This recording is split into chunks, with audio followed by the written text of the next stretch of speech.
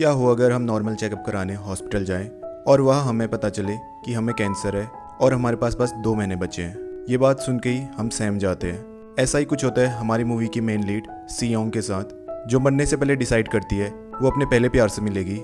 तो सी योंग अपने पहले प्यार को ढूंढ पाएगी या नहीं, इस आंसर को जानने के लिए वीडियो को पूरा देखिएगा। सो हेलो एवरीवन, स्वागत है आपका द एक्सप्लेनेशन वर्ल्ड में। तो आज हम एक्सप्लेन करेंगे एक बहुत ही अच्छी रोमांटिक मूवी जिसका नाम है लाइफ इज़ ब्यूटीफुल, जो कि 2022 की म्यूजिकल ड्रामा मूवी है, जिसको डायरेक्ट किया है चोई कुक ही ने, जो कि डायरेक्टर भी रह चुके हैं स्प्लिट और डिफॉल्ट जैसी मूवीज़ के।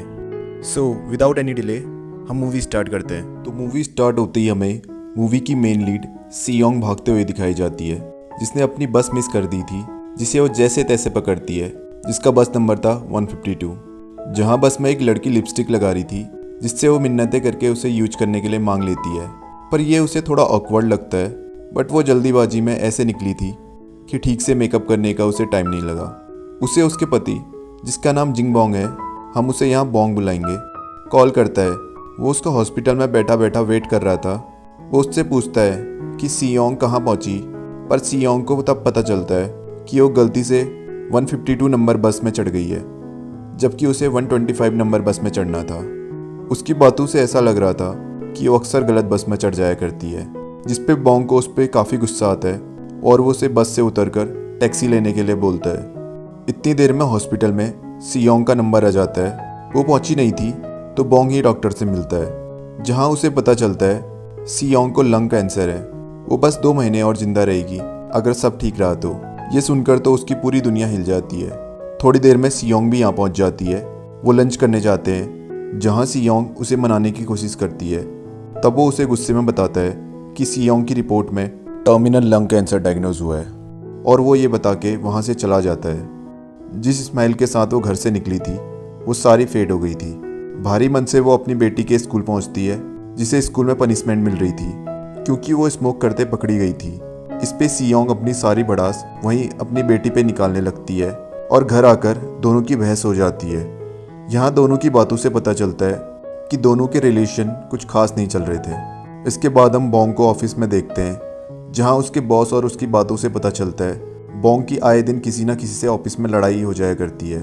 ये बातें ख़त्म ही नहीं हुई थी कि वहाँ एक बूढ़ा आदमी चावल का कट्टा लेके आता है और सारे चावल बॉन्ग पे फेंक देता है।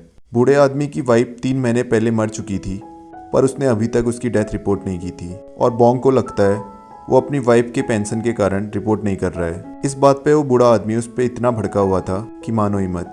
शाम को सियोन अपने बेटे शियोजिन को बस स्टैंड पर लेने पहुंचती है, पर उसका बेटा पूरे रास्ते उसके बातों को इग्नोर करता है और ऐसे ही घर में चले जाता है।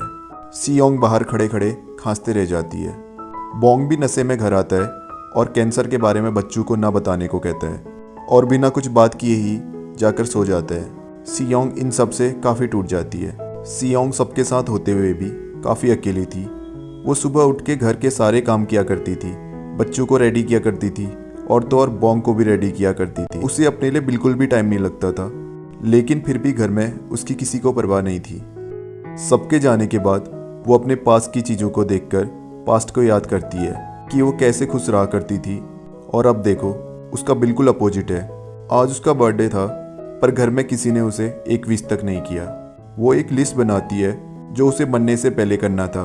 उसे पुरानी चीज़ों के साथ एक डायरी मिलती है, जिसमें उसकी और उसके फर्स्ट लव की पिक्चर थी।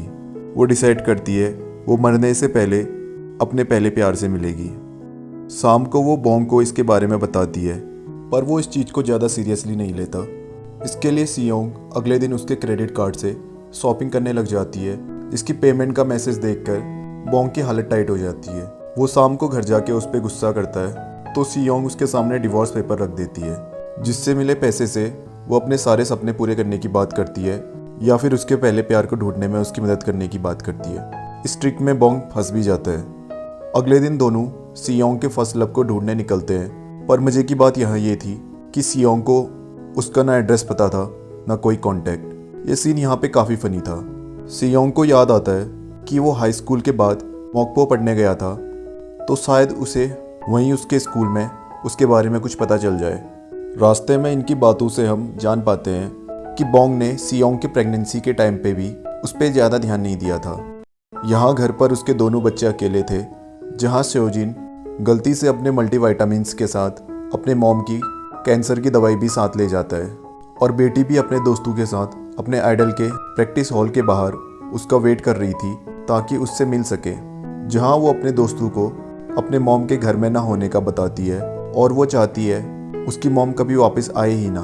कैसे बच्चे हैं यार ये। यहाँ ये दोनों मॉकपो पहुँच गए थे, जहाँ सियोंग को पास मेमोरीज आती है जब उसने पहली बार अपने फर्स्ट लव पाक जियोंग को देखा, जिसकी आवाज़ सुन के और उसके हैंडसम फेस को देख के सियोंग उस पर फिदा हो गई थी।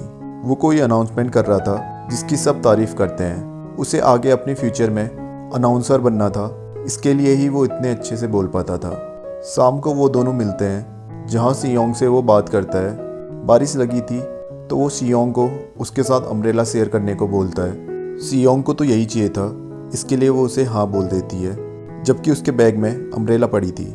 तब दोनों घर साथ ही जाते हैं। हम वापस से प्रेजेंट में आते हैं, जहाँ उसे स्कूल वाले प्राइवेसी कंसर्न के कारण इन्फॉर्मेशन शेयर करने से मना कर देते हैं, जिससे बॉन्ग को काफ़ी खुशी होती है। लेकिन लौटते टाइम उसे एक फ़ोटो स्टूडियो का याद आता है, जहाँ पाक जॉन जाया करता था। उसे वहाँ से पाक जॉन का नंबर मिलता है, बट वो बंद था। लेकिन वहाँ उसे पता चलता है वो कुछ टाइम बाद बुसान चला गया था किसी शिपमेंट कंपनी में काम करने। तो वो दोनों भी बुसान की ओर रवाना हो जाते हैं। रास्ते में जब वो बीच के पास पहुँचते हैं तो बॉन्ग को भी अपनी पास मेमोरीज याद आती है कि कैसे वो हनीमून में यहीं आए थे और तब वो कितने खुश हुआ करते थे। बॉन्ग भी सियोन से बहुत प्यार करता था, पर वो जताता नहीं था। अगले दिन वो शिपयार्ड पहुँचते हैं। यहाँ उन्हें पता चलता है वो सियोल में किसी टीवी स्टेशन में अनाउंसर बन गया है। पर इतना गाड़ी चला के बॉन्ग काफी थक गया था, जिसे देख के सियोंग ड्राइव करने का बोलती है। लेकिन उसे सियोंग की ड्राइविंग पे बिल्कुल भरोसा नहीं था, पर वो कर भी क्या सकता था। दिल पे पत्थर रख के वो उसे ड्राइविंग करने देता है कि उन्हें एक आर्मी ट्रक दिखता है, जिसमें बैठे सोल्जर्स को देख के वो वापस से पास की मेमोरीज को याद करते हैं, जब बॉन्ग आर्मी ट्रेनिंग में जाने वाला था। पर सियोन के फादर उसे एक नंबर का नालायक समझते थे। वो उनके रिलेशन से भी खुश नहीं थे। बॉन्ग रात भर सियोन के घर के गेट पर पीटता रहा, अपने प्यार का इजहार करता रहा, तब जाके कहीं वो माने। पर इससे पहले भी बॉन्ग सिविल के एग्जाम में काफी बार फेल हुआ था। इस चीज का भी उसे टॉन्ट सुनना पड़ता है। ये सब सुन के बॉन्ग सियोन से उसके इंतजार ना करने के लिए बोलता है, जिसमें सियोन सबके सामने उसे कन्फ्रंट करती है कि वो उसका वेट करेगी। वापस से हम प्रेजेंट में पहुंचते हैं, जहां उन्हें सियोल में भी कुछ पता नहीं चलता। पर सो यूंग को पाक का सोशल मीडिया मिल जाता है, जिससे उसे पता चलता है वो अपने शोज किसी आइलैंड से पॉडकास्ट किया करता था।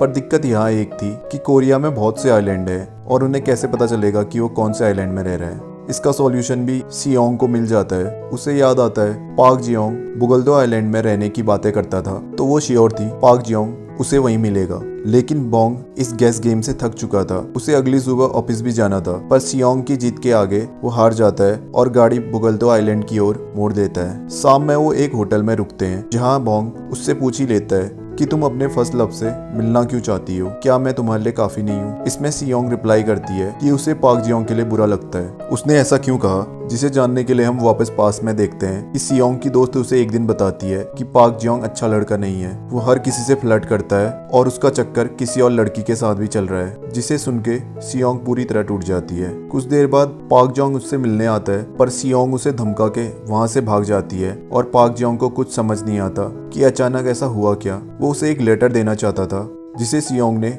वहीं फेंक दिया था। इसके कुछ दिन बाद सियोंग को पता चलता है कि उसकी दोस्त ने पाक जियोंग के बारे में उसे झूठ बोला था, जिसका रीजन हम बाद में जानेंगे। लेकिन इस बात पर दोनों की बहस हो जाती है और दोनों की दोस्ती टूट जाती है। सियोंग पाक जॉन से मिलके माफी मांगना चाहती थी, पर तब तक बहुत देर हो गई थी। पाक जॉन्ग स्कूल छोड़ के कहीं और चला गया था। टाइम बीतता है, सियोंग उसे अभी भी भुला नहीं पाई थी। वो एक बुक स्टोर में आई थी, जहाँ भी वो खुद को पाक जियोंग के साथ इमेजिन कर रही थी। लेकिन तभी वहाँ भगदड़ मच जाती है और कुछ प्रोटेस्टर के पीछे पुलिस पड़ गई थी। सब यहाँ से वहाँ भाग रहे थे। इसके बीच वो पिस गई थी, लेकिन यंग बॉन्ग किसी हीरो जैसा वहाँ आता है और उसे उठा के वहाँ से निकालता है। ऐसे ये पहली बार मिले थे, जिसपे सियोंग पहली नजर में ही उस पे फिदा हो गई थी। वो भी बॉन्ग को उसकी गर्लफ्रेंड होने का नाटक करके बचाती है, जिसने उसका दिल तोड़ दिया है, जिससे बॉन्ग भी उस पे फिदा हो जाता है। तो ऐसे इनकी डेटिंग लाइफ स्टार्ट हुई थी। यहाँ सीन इनके बच्चों पे शिफ्ट होता है। सियोजिन अपने बैंड के साथ परफॉर्म कर रहा था, जहाँ वो अचानक बेहोश हो जाता है। आपको याद ही होगा, उसने गलती से मल्टीविटामिन्स के साथ अपने मॉम की कैंसर की दवाई भी खा ली थी, तो ये उसी का असर था। डॉक्टर से यहाँ इन्हें पता चलता है कि घर में किसी को कैंसर है। ये सुन के दोनों समझ जाते हैं इनकी मॉम की कंडीशन के बारे में। अपनी मॉम को कॉल करके सब काफी रोने लगते हैं। अब जाके इनको रियलाइज हुआ कि मॉम कितनी इंपॉर्टेंट है। वैसे बाकी टाइम तो किसी को उसकी कोई परवाह ही नहीं थी, पर कैंसर सुनते ही सब अचानक बदल गए। सियोंग और बोंग भी फाइनली पाक जोंग के घर पहुंच गए, जहां डोर उसकी बहन खोलती है। वो सियोंग को पाक जोंग के मौत के बारे में बताती है, जिससे मिलने आने से उसने बहुत देर कर दी। उसकी बहन पाक जोंग का लास्ट लेटर भी उसे दिखाती है। तब हमें पता चलता है कि पाक जोंग सियोन से नहीं बल्कि उसकी दोस्त से प्यार करता था और इतने साल से वो उसी का वेट कर रहा था, ना कि सियोन का। यहाँ हमें उसकी दोस्त के सियोन से झूठ बोलने का रीजन समझ आता है। उसे पता था कि सियोंग पाक जोन को लाइक करती है, इसलिए उसने पाक को रिजेक्ट कर दिया था। लेकिन इसके बारे में जान के सियोंग को बुरा ना लग जाए, इसलिए उसने झूठ बोला। खैर सियोंग पाक जोन का प्यार नहीं थी, ये जान के बोंग की तो हंसी नहीं रुकती। वो इस बात पे इतना हंसता है कि आज तक सियोन गलत फहमी में जी रही थी। बोंग अपनी मायूस वाइफ को लिए घर को जाता है, जहाँ उनके बीच में काफी इमोशनल बातें होती हैं। बोंग उससे माफी मांगता है उसकी परवाह ना करने के लिए और सब चीज के लिए जिससे भी उसने सियोंग का दिल दुखाया था। बीतते दिनों के साथ सब सही होने लगा। बोंग को भी ऑफिस में पता चलता है बूढ़े आदमी ने फाइनली अपनी वाइफ की डेथ रजिस्टर करवा दी है। शायद वो मानना नहीं चाहते थे कि उनकी वाइफ की डेथ हो गई है। प्यार ही इतना था दोनों के बीच। अब जाके बोंग उससे रिलेट कर पा रहा था। वो एक और बार सियोंग से शादी करने का डिसीजन लेता है। बोंग ने शादी वाले दिन उसके फ्रेंड को भी बुला दिया था, जिसकी सियोंग से लड़ाई हो गई थी और दोनों की दोस्ती खत्म हो गई थी। इतने सालों बाद एक दूसरे को देख के वो काफी खुश होते हैं। उनकी शादी में काफी लोग आए थे, सब सियोंग के लिए। इसके बाद बोंग इमोशनल होते हुए स्पीच देता है और सियोंग को उसके साथ जिंदगी बिताने के लिए थैंक यू बोलता है। जब सियोंग की बारी आती है तब वो स्पीच देती है कि इन कुछ दिनों में उसने अपनी बची हुई जिंदगी अपने मुताबिक जी। उसने वो सब कुछ किया जो वो करना चाहती थी। वो सबके लिए कुछ ना कुछ बोलती है, खासकर बोंग के लिए, कि उसे इन सब में रियलाइज हुआ कि बोंग ही उसका फर्स्ट लव है और वो चाहती है कि उसके मरने के बाद बोंग किसी और लड़की के साथ शादी कर ले और अकेले जिंदगी ना बिताए। देखो, मरने से पहले भी बस दूसरों के बारे में सोच रही है। कुछ टाइम बाद उसकी डेथ हो जाती है और एंड सीन में हमें दिखाते हैं अब जो काम जैसे सियोंग करती थी वो सब बोंग निभा रहा है। वो सियोंग को याद करते हुए उसे बोलता है, देखो मैं सही से सब काम कर रहा हूँ, पर क्या तुम सही से आफ्टर लाइफ में पहुँच गई या फिर से गलत बस में चढ़ गई। ये काफ़ी इमोशनल मोमेंट था। वो बोलते हैं ना, जब तक कोई साथ होता है हमें उसकी कदर नहीं होती, पर उसके जाने के बाद रियलाइज़ होता है कि वो कितना ज़रूरी था, लेकिन तब तक बहुत देर हो जाती है। इसी के साथ बोंग भी अपनी लाइफ ऐसे ही बिताएगा, सियोंग की यादों को अपने दिल में लेकर।